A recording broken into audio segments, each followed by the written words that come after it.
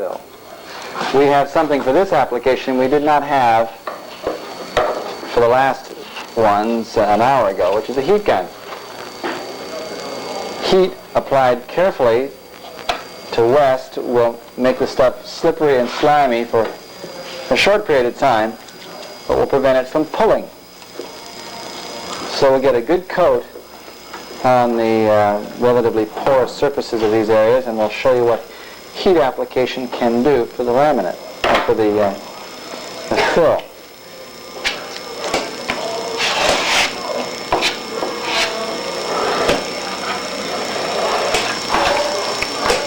How's the focus look down here, Richard? You got a pretty good view of it? Yep. Okay, we have cleaned our tool.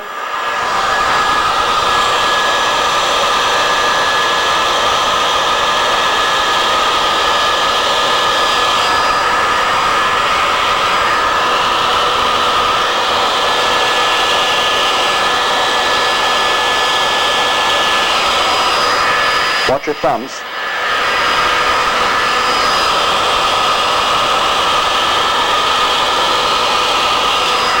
Yow! And it works very nicely. There's no pulling.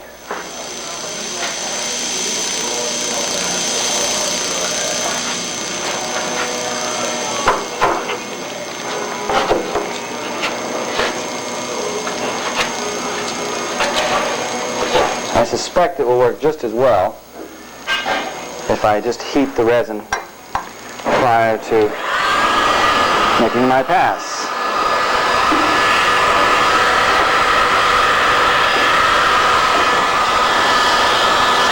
Okay, here we go. Yes, that works beautifully.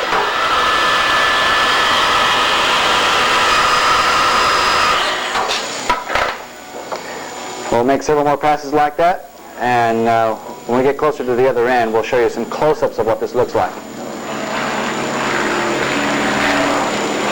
Mike, going. Get it fairly hot. Ready, screet.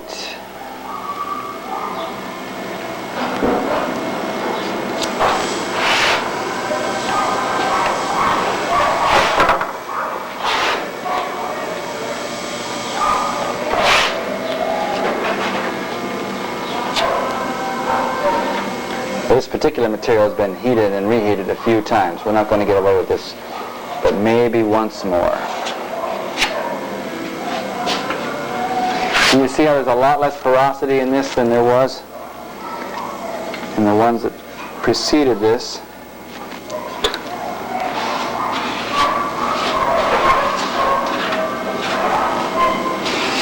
And I hope all of you realize that if you come up with a better method, we would certainly like to hear from you.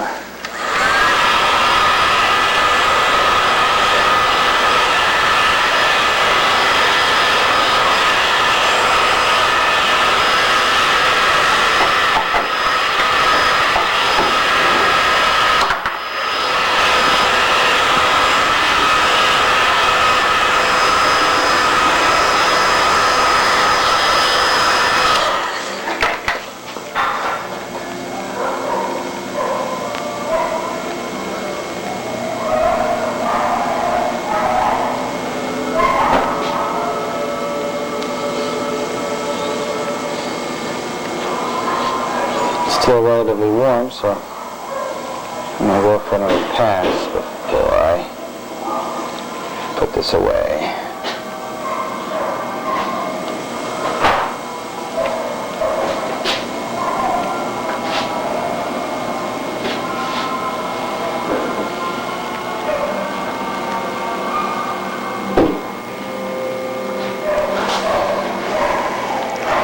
I'll get one more out of it. Well, that's essentially it. We'll let this harden, and we'll give it a sand out, and if there's any subsequent fill to do, you can do that with very light fill and very light sanding. Okay, now that you've got this filled, we've been sanding it. We've been using a tube that's approximately the right diameter. to sand these areas. And then the aluminum template that you've made, if you rub the surface, it will turn black where it's rubbing. Now you can see we're making contact here and here. You look at the template, you can see how much space there is in between. Looks like we need to remove a little bit right here. The width of a pencil line, approximately 3/64, is quite all right.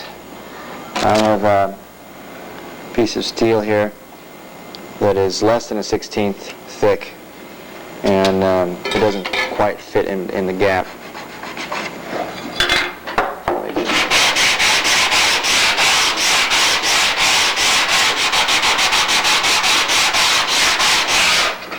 As you sand in, you can also pick this edge up and rotate it across the surface. Because as you sand in, you're going to create a lip right along this edge. And you need to take that lip off. So you'll pick this whole thing up slightly and sweep it across the surface to eliminate that small edge that you've put on.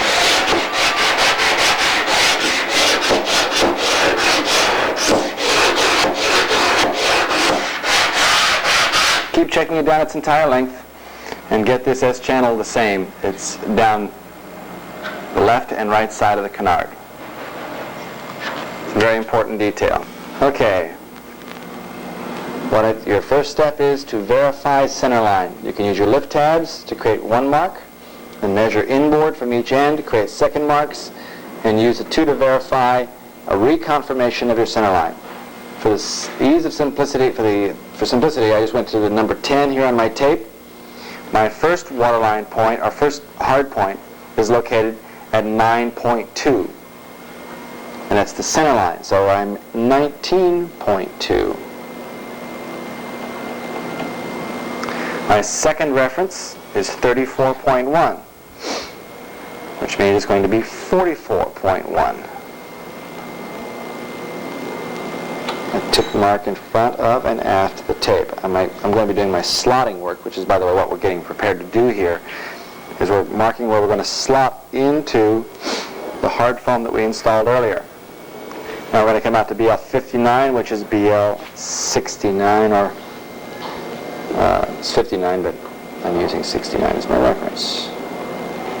I may be out of focus here because the camera doesn't focus this closely. Is it focusing? Back up some, just a taste. All right. Now let's verify. I'm going to come back into 0. It's my paranoia. 59, lock, 34.1, 9.2, and center line. Now this is Canard's upside down, which makes this my right side. And if I have a right stick going in, that means that I've got 2 hard points here. And the other one is at 7.8. So I come over, I make my mark.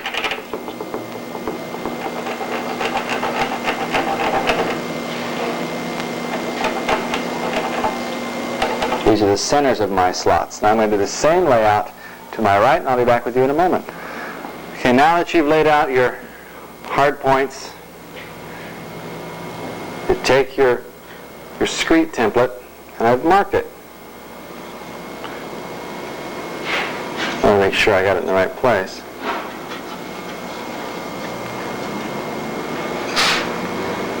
Inside and outside.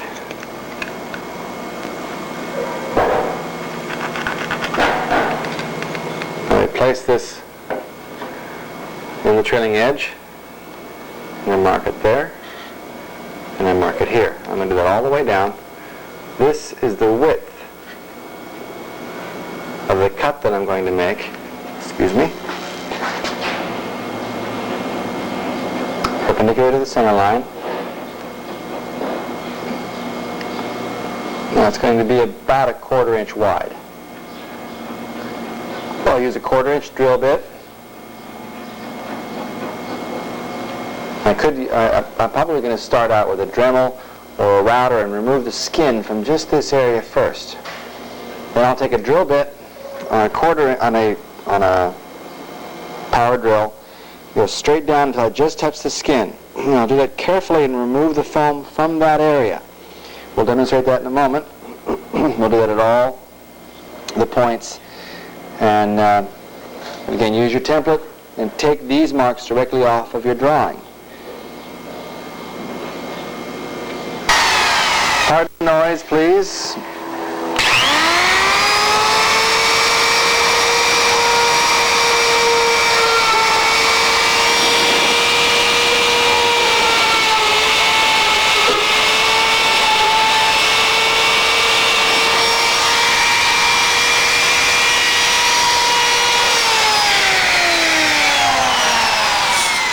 And you ask yourself, why did he smell that? Because I can smell the PVC foam that I just went into.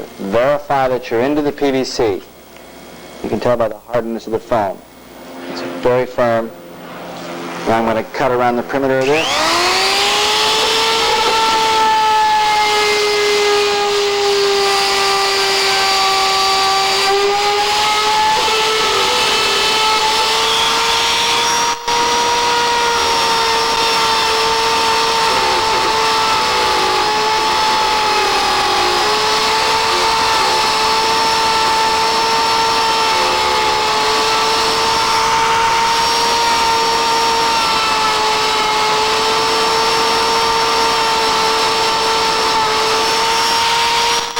More time.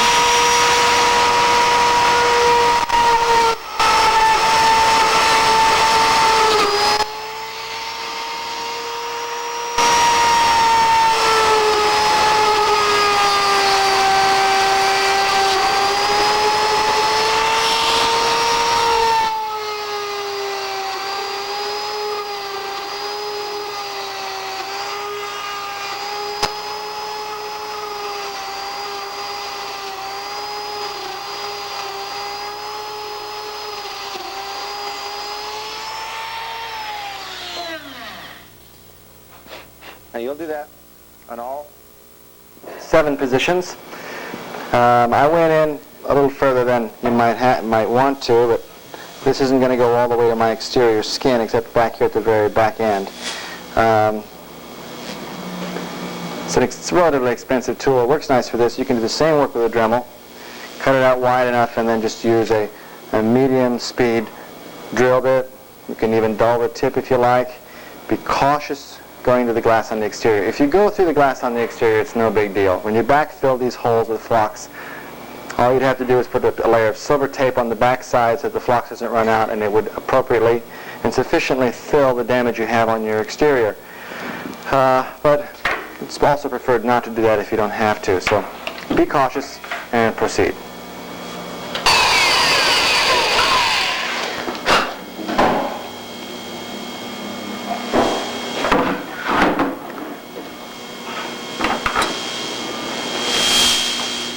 We certainly have enough depth. We'll take a little bit out of this corner right here. Again, a Dremel will do just fine for this. Or whatever you happen to have plugged in will work real good too.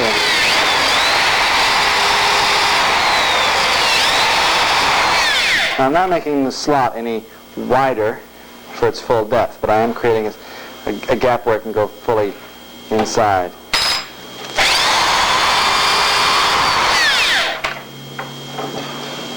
Okay, that is more than sufficient. As you go down into the cavity,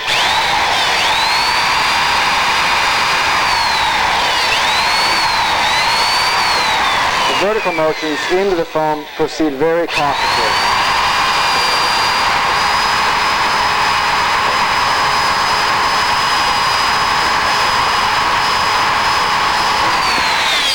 When you reach the bottom, you notice it has a very different feel. I get to play dentist.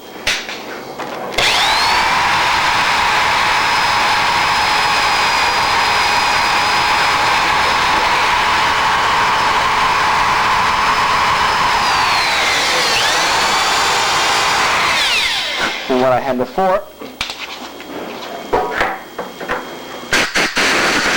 vacuum cleaner works nicely for this. And we'll try this in here. That's just this edge.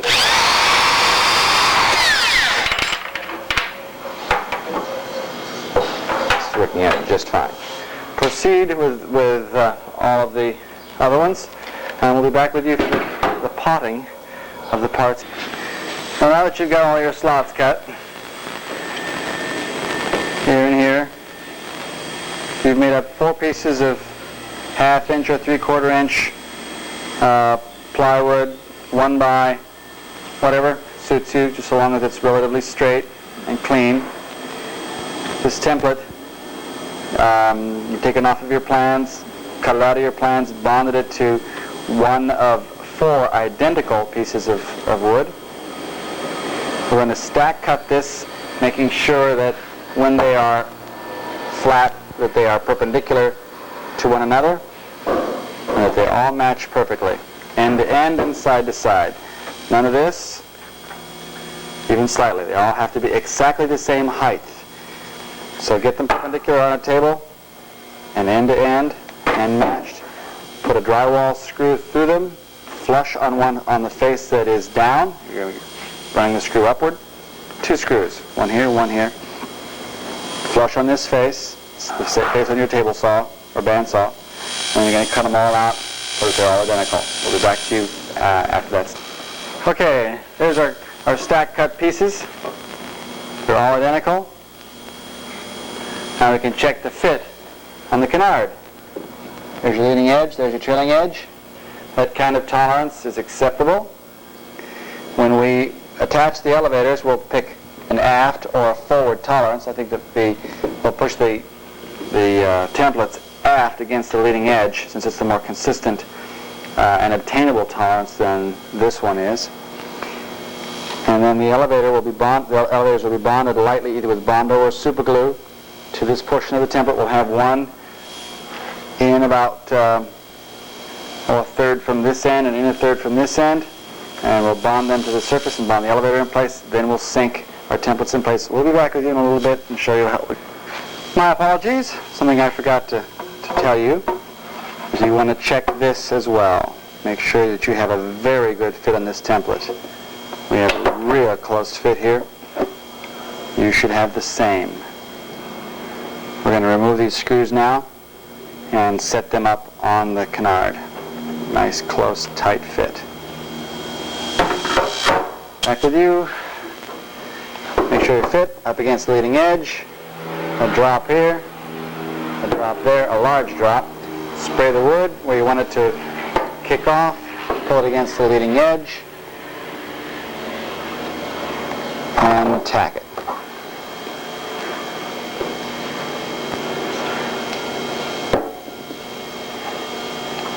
The other one's already on, well fixed.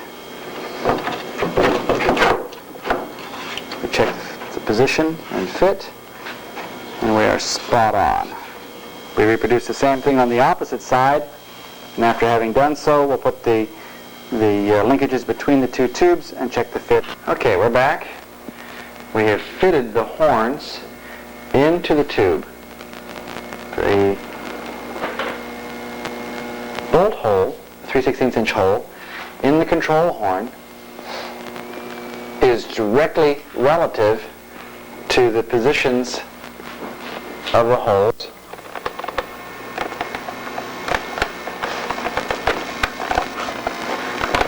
in our bracket depressions. These depressions right here.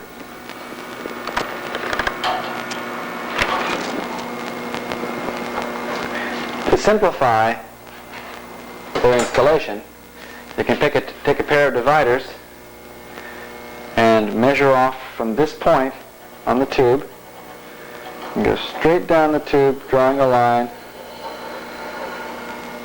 and placing the bolt hole directly in line with the eccentrics hole. Do that on both pieces, on both control horns. You can super glue them in place for trial fit. And you take a bushing, place it between the two,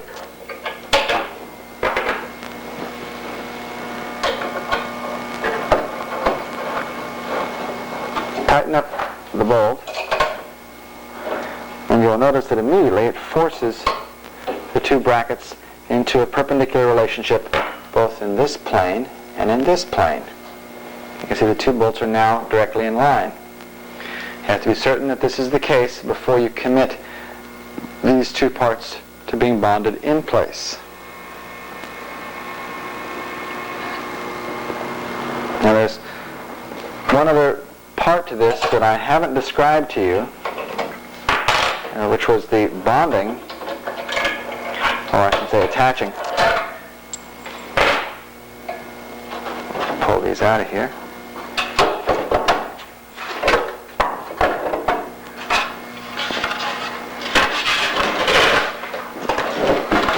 Of this plug into the end of the tube. That should have been done at the same time that the other inserts were put in place. It's that simple. Pop riveted in the same way through the tube and into the section. Now, I made the mistake of leaving this off until the whole elevator was glassed. And I have yet to put glass on the ends of the elevators yet, but we'll do that in another section. If you do forget that, what you need to do is sand the inside of the tube with 280, 320 grit, wet and dry, using epoxy as your lubricant, and then sand the outside of the part, again using epoxy as a lubricant, and while wet with that same epoxy, slide it into place, make sure it's positioned correctly, and allow it to harden. I used West Systems in this application because it adheres so well to aluminum, and then I followed up and cleaned it up with a 3/16" drill to make sure there was no resin on the inside of the tube. With all the ends in and all the inserts in place, you check to see if your elevator is straight. And in spite of my caution, and in spite of my experience, I missed it. It is not straight. So that will lead us to the next section. I'll reset the camera up, and we'll be back to that in just a moment. Now, as I mentioned, I missed it. I'll drop the horn in first, bring this up into place, and center it. If you have a bent elevator, and presumably it will be bent in this direction, or this being too far aft, then we simply do not install the center brackets until later. We'll install the outboard end here, and we'll install the inboard end at the horn. That will allow us to remove the elevator after the epoxies have hardened, and then run a string from the inboard horn to the outboard horn with the bracket floating on a string line between the two, allowing to cure completely separate of the elevator installation. And as long as the three NC2s, I believe they are, NC2 or NC3s, are in line, then it will force the elevator into line. It will put a slight tension on the elevator, but it's better than having an over-center condition that will act like a sprung door. In a moment, we will actually be potting this in place. But there are a few other things yet to consider. There are so many areas that are important to address in this installation. What makes this whole system work is the shape of the elevator, the shape of the S slot, and the relationship between the two. It's supposed to be a parallel condition. This elevator should not be higher in one place than in another. It should have the same exact width slot down its entire length. So when we install these, we're going to find an appropriate thickness of aluminum to insert between the elevator and the trailing edge at both attach points, here and here. Now when this NC2 is installed later in a straight line, it will pull the elevator into a straight line condition down its entire length. But we'll only deal with the two pertinent points that we can control at this stage. do attempt to make your jigs as uniform and as symmetrical as possible. We give you the dimensions in the plans for their placement and relationship from the outboard end of the canard, and we also give you a reference to the lift tab, I believe. Only one of them is really necessary. So we have the trailing edge relationship, we have the two jigs, inboard horn and outboard NC2. In this outboard section, which is the left side, we have two center hinge points. And we'll treat the two of them the same way we do the single NC2 on the right side. If you have any anomalies in this relationship of trailing edge to elevator, address them now. Adjust everything so that you get as much of a symmetrical condition as possible. This is very important to how your elevator acts. There are some other things that we can do later if we don't get a perfectly symmetrical condition. We can take a piece of sandpaper between the trailing edge and the elevator with the grit side facing towards the trailing edge of the canard, and pushing the elevator in the trailing edge up position, forcing the elevator against the trailing edge slot. We can sand in a symmetrical condition where we have the same width gap at closure. And we'll proceed at this point and prepare to bond the NCs in place. Okay, we're back with you again. Coming back in. When installing the NC2, get the pin to drop in, and if you see it entering there, take a washer, slide it in. You have a thin washer on either side. Both washers are visible there. I run the rod in far enough, make sure it's out of my way. I have enough clearance to make sure that the NC2 is straight inside of its slot, which it is, reasonably so. Now what I'm going to do, make sure it's all the way to the bottom. I've cleaned the NC2 very carefully. Now I'm going to mix up a batch of epoxy and flocks, thin flocks in a syringe. I have this tilted up so that the bottom, the forwardmost and rearwardmost edges of this slot are nearly level. So I'll fill them up and let them semi-cure, and then I'll backpack this mounted area with a thicker mixture so that it doesn't flow out of the slot. But I'll stabilize it first with pouring in a mixture of thinner material. And back with you as I apply that. Everything's set up. NC2s are clean. And I'm mixing resin now. I'm going to add a small amount of flux. Fiber strength and all that. But I want it thin enough to flow. Misha's going to come here and see how much of a mess I can make. The art of pouring epoxy.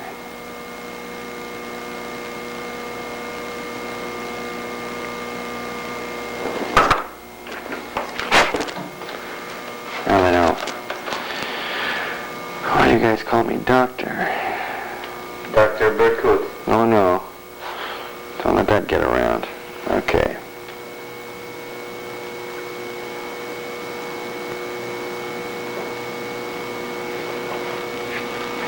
Well, you see how well that worked.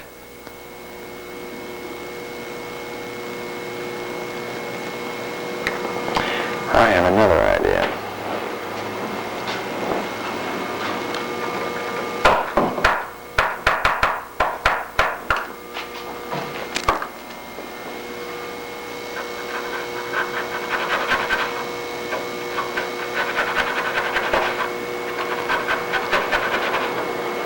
What we need here now, folks, is a vibrator. Get this table humming.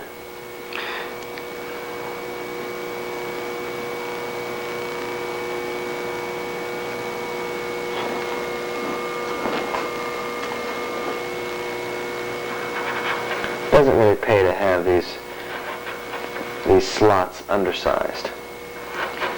And it should be obvious to you why that's the case.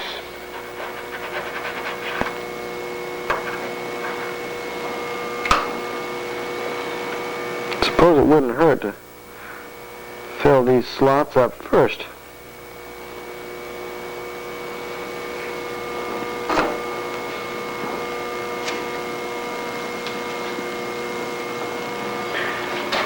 Now,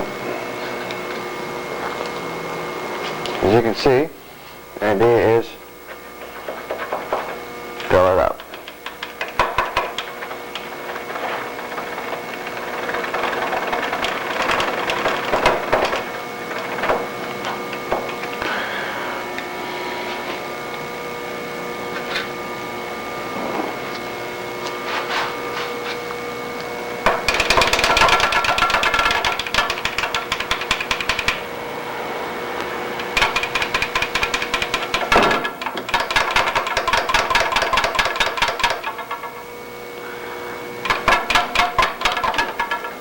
I'm only mix up one shot of this at a time. Figure it's pretty good sense to just waste as little of it as possible.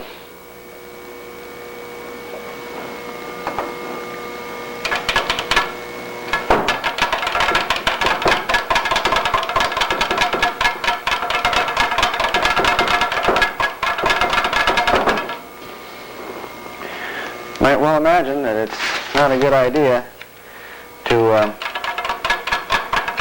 be unsure about this one. Make sure that the slot will take as much resin as possible.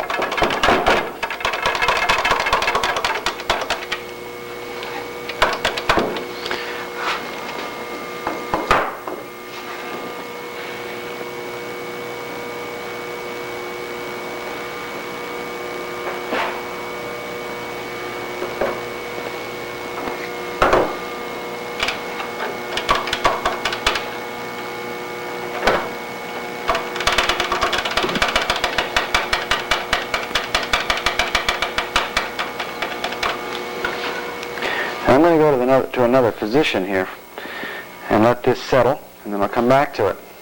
And we'll do this in 4 positions: the 2 outboards and the 2 inboard horns, if you have a bent elevator. If everything is perfectly straight and you're certain of it, then you can go ahead and pot all 7 positions in place. Well, we've had a cure.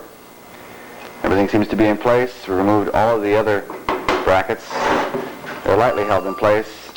Give them a light wrap, break them free, pull out the tabs, and see if our elevators are willing to articulate. Yes, and they do. And quite freely, I might add. Of course, we don't have the center pivot in place. We'll finish that up this morning. We'll also check our range of travel. Well, folks, I've been thinking about this all evening, and after much consideration and thought, I've decided that really the bent condition in the elevator can best be handled in one fashion. We've taken the jigs off of the other positions and moved this jig to the middle right underside, and if you can see me move this elevator forward. But what I'll do is I'll bond this jig in place in this fashion, and that will straighten out the elevator and give me the appropriate height as well. Of course, then I'll take the tongue depressor and insert it in the same place that we had the others. That'll give us the same height, and then push it up against the back side of the trough, super glue it in place, and pot these in. That gives us width, that gives us height, and fore and aft placement at the same time. We'll do this on the other 2 positions as close to the hinge position as possible. The inboard position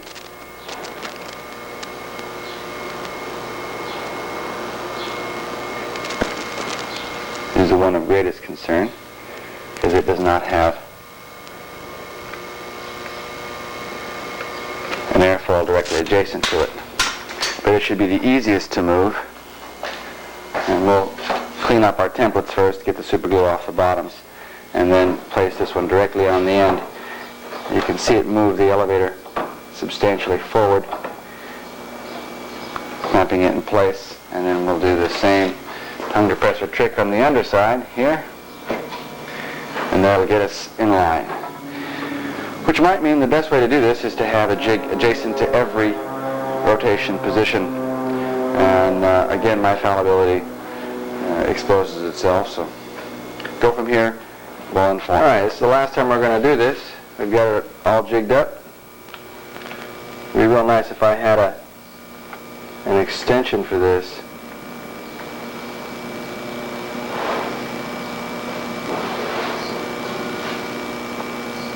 So I could extend it right to the bottom of the opening. It would certainly flow a lot better. We're going to do the other two, I'm sorry, and then we're going to go to breakfast. So, nice talking to you. See you later. All right. We've succeeded. It moves. Everything works okay. I'm going to do a quick cut on the inboard end of the elevator. 51 3/4 of an inch.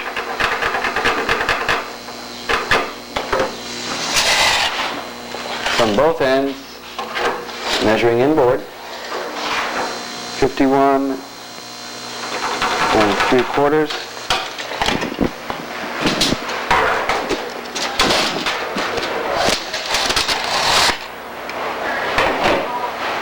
Place a square on the trailing edge and cut. And carefully remove the glass around the tube. On this end, square, make a mark, make a cut, and carefully remove the glass that is attached to the tube. Do not score the tube where the glass ends. Extreme caution here.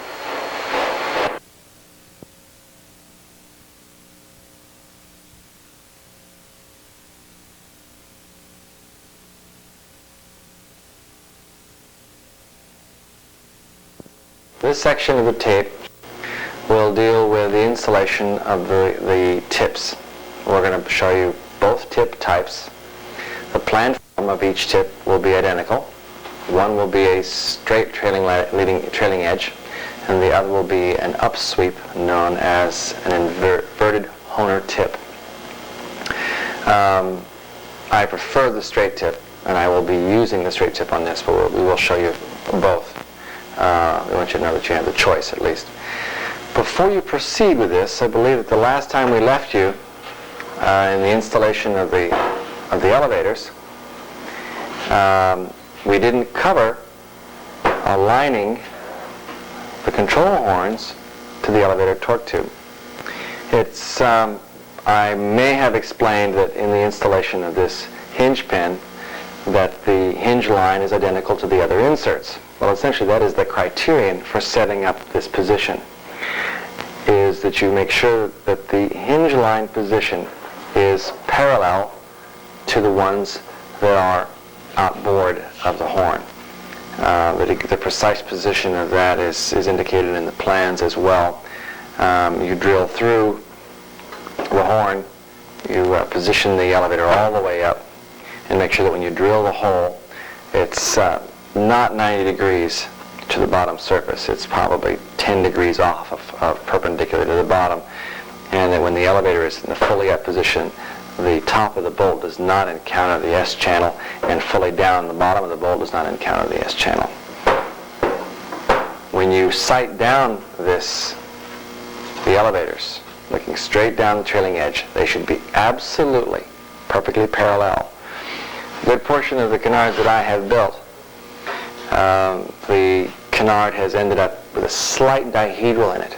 The elevators can have a slight dihedral in them as well, without a problem, providing they are both pointing a V to the center so that they are perfectly symmetrical.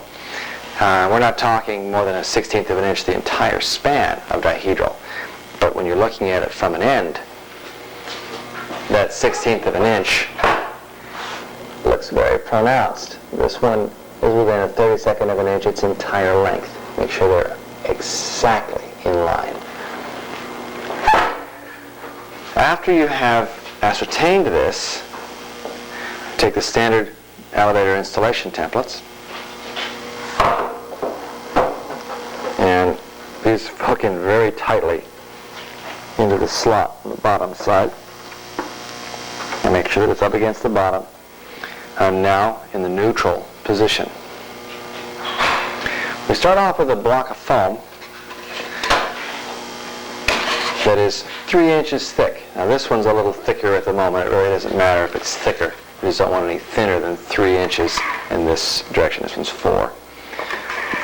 15, 6 1/4. The absolute minimum, 13 inches in length, 4 3/4 inches wide at its widest section, 3 inches thick. Now, I'll provide you in your plans a template. In this case, I attached it to poster board, put it on top of the foam, marked around its perimeter, cut on a bandsaw. Bandsaw gives you a nice, perfect vertical all the way around the part, netting you a part that looks like so. You have 2 of them. Make sure at this stage that they are symmetrical. Place one over top of the other to be certain that that is the case. This is the planned form of your tip. There are going to be minor variations in length from leading edge to trailing edge. When you have it bonded in place, trailing edge, leading edge in place, then you're going to sand the trailing edge to match the exact trailing edge in the neutral condition.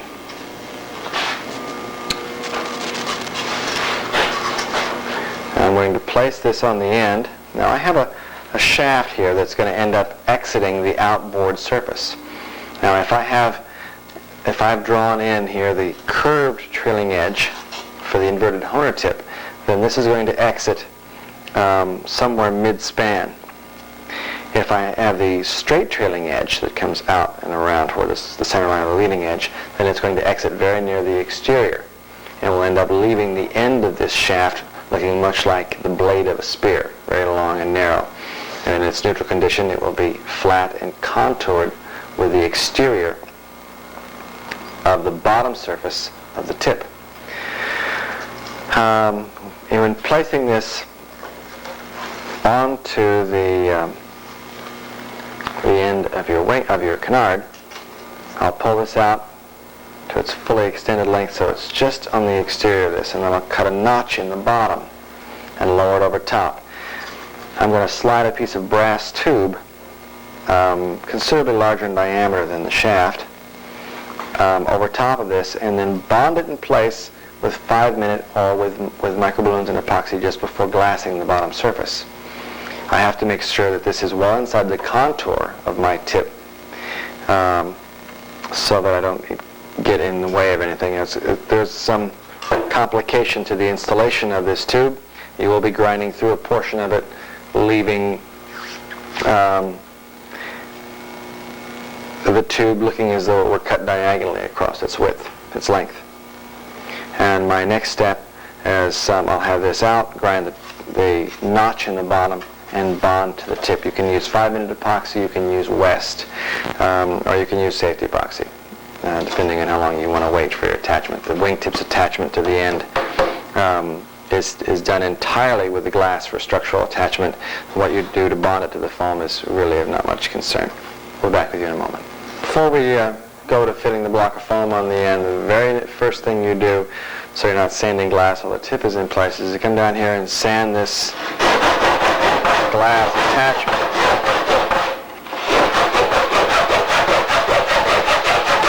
It's been a while since I did any videoing, so I can't recall if I told you to reduce the thickness of your tip by 2 or 3 layers of glass. But in my case, I do have a depression here for glass, and I'm going to sand it prior to bonding my tip on so I don't have the foam next to it while I'm sanding. I'll be back to you in a moment. Okay, we've got leading edge lined up, We've got the shaft pulled out far enough to go clear. We've made sure that the shaft still is in the inboard bearing, which it is. I'm just going to squeeze this,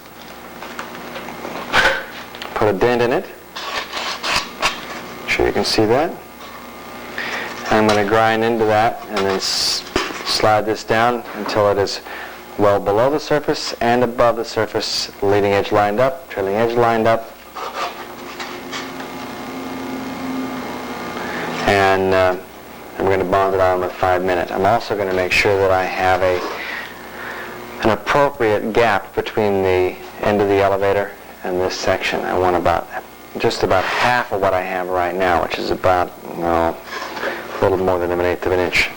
I can compress this on until I get the appropriate gap, figuring in what I expect to be the glass on the end of the elevator and the glass on the end of this fairing tip. Back with you in a moment. Okay. Now, as I mentioned before, we were going to sand a slot in here. We have the jig pressed in place. Take a slow pan. Wait for it to focus. Can you see through the lens? Okay, that's in place. Now come back here. I have this sanded so that I can fit the leading edge in place here, flush. I'm at least flush with this or slightly beyond. Are they visible, Rich? Now, go ahead and lower it down, Steve. Before I lowered it down, you may have noticed that the bottom stuck beyond the surface and that the top sticks above the surface. Now we're going to mix up 5-minute epoxy and bond it in place. Back with you in a moment as we mix.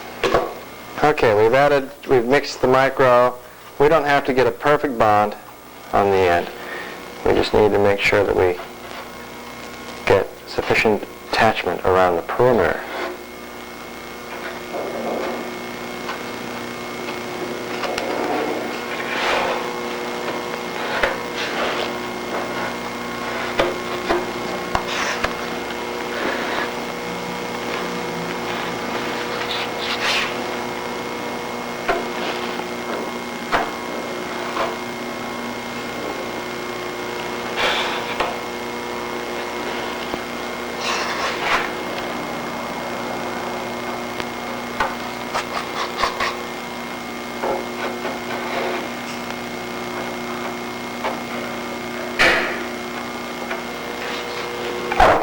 Okay, Steve, drywall screws, please. Right there. They're here already? Yep. Ignore the phone, ladies and gentlemen. It's just there as a prop. Don't worry about the jig, Steve. Is it running?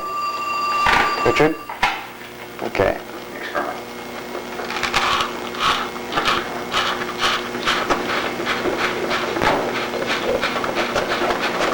Give me a screwdriver.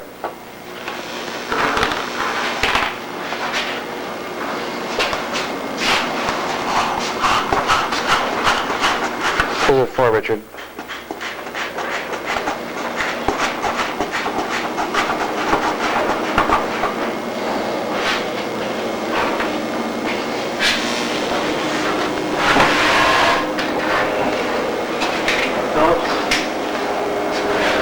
Grab the wing. Grab the wing.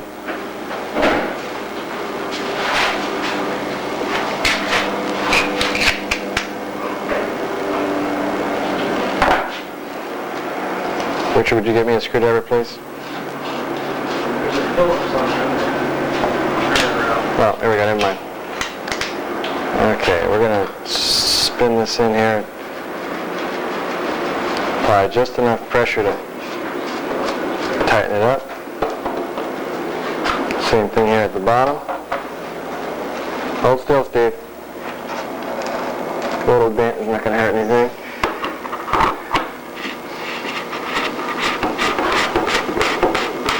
Okay, now we let this harden. And right after it hardens, pull the drywall screws out, and we'll be back with you to show you how your first contouring goes. All right, next step. we're going to do before the 5 minutes is fully dry, but it isn't going to move any. I have a straight edge now, and right now the foam is proud of the trailing edge.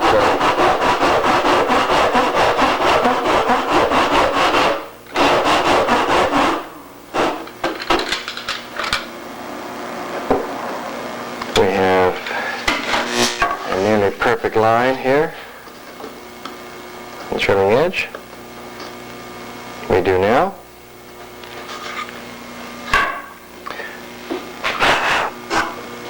Now we're going to change the trailing edge radius just a taste to get us back to where we were. And the next step is a very broad and forgiving line representing our trailing edge horizontal.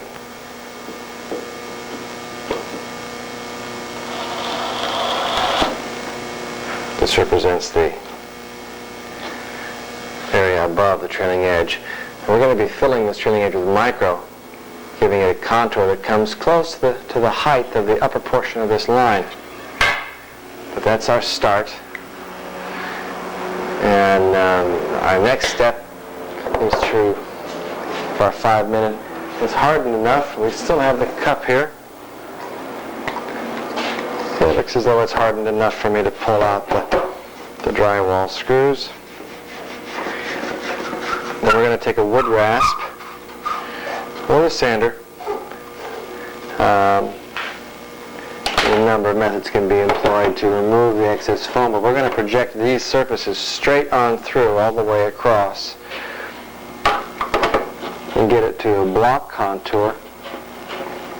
And after we've done that, then we're going to draw a center camber line between that back to the trailing edge. It will almost be a straight line between the trailing edge here and the leading edge center line. And we're going to contour the upper surfaces down to that line and the bottom surfaces up to that line, producing this straight planform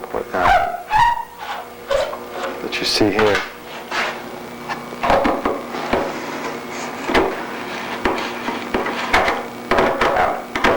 Out. We're not going to go real high tech here.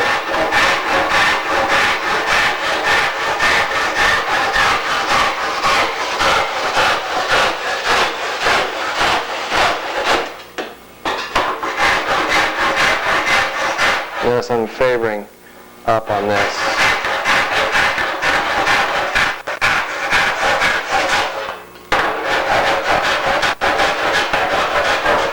I did mark a center camber line.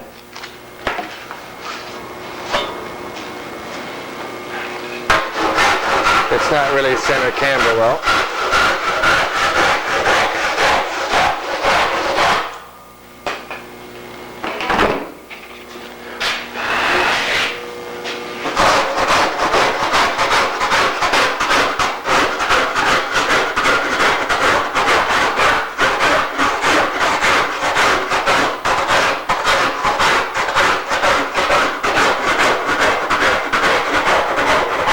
I do all carving in block form first.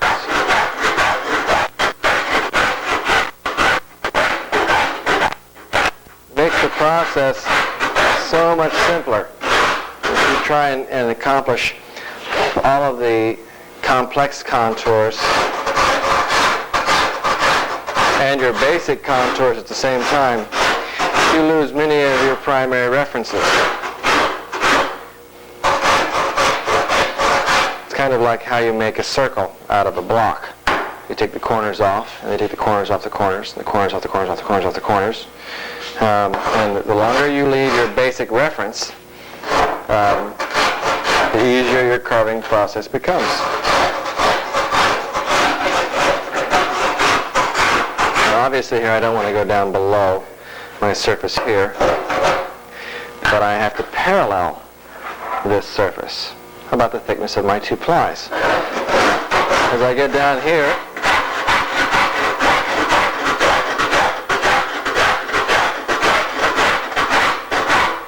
I'm not going to try and reproduce the complex undercamber of the trailing edge here. It's going to be a constant change to this surface. This line helps me sustain my block form. And I'm going to try and sustain this thick trailing edge right up to the final preparations for the first glassing. This will be one of the rare times that I do not use a trailing edge jig of leaving one side thick, because the tip is sufficiently complex enough where that will help obscure the final contour that I'm really shooting for here.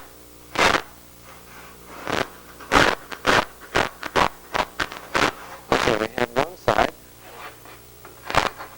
Now I'm going to go to the other side. Richard's going to help me roll it over. Okay, flip. And we do exactly the same thing to this side. Now the jig is in place on the opposing surface.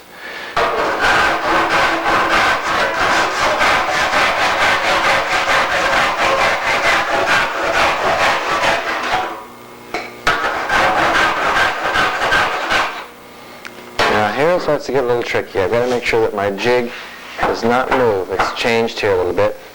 So I'll put a block of foam under the trailing edge to make sure I don't lose its reference. I'm going to start a little high.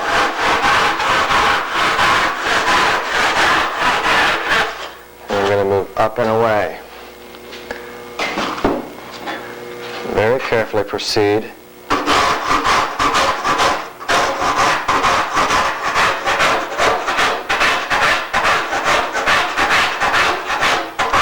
I apologize if we give you too much information, but I have seen some ugly, ugly wingtips on Canards, and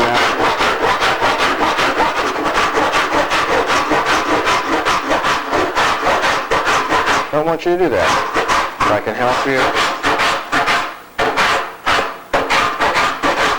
accomplish a nice tip, it means 5 minutes extra video. And so be it.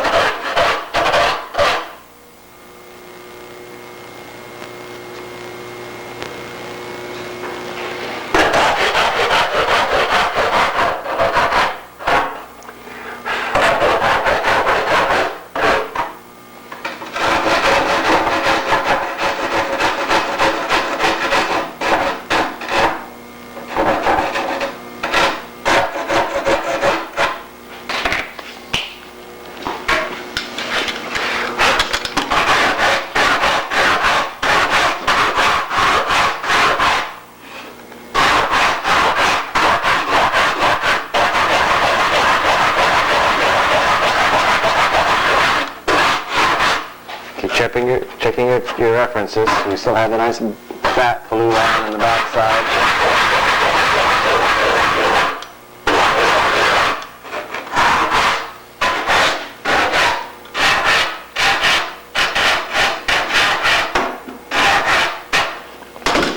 Now we check our parallels. That's the jig. Look good there. Look good there. Sweeping up just a taste, but well within the confines of what we're doing, because we have to eventually sweep this up to meet this point. And we'll make a radius through here. And we'll do the same thing here. And I've got the bottom established. I've got the top established. And we now have a block form. So now we're going to start working on adding a radius. And we're going to have very little radius up here in the front, because we're very close to the camber line.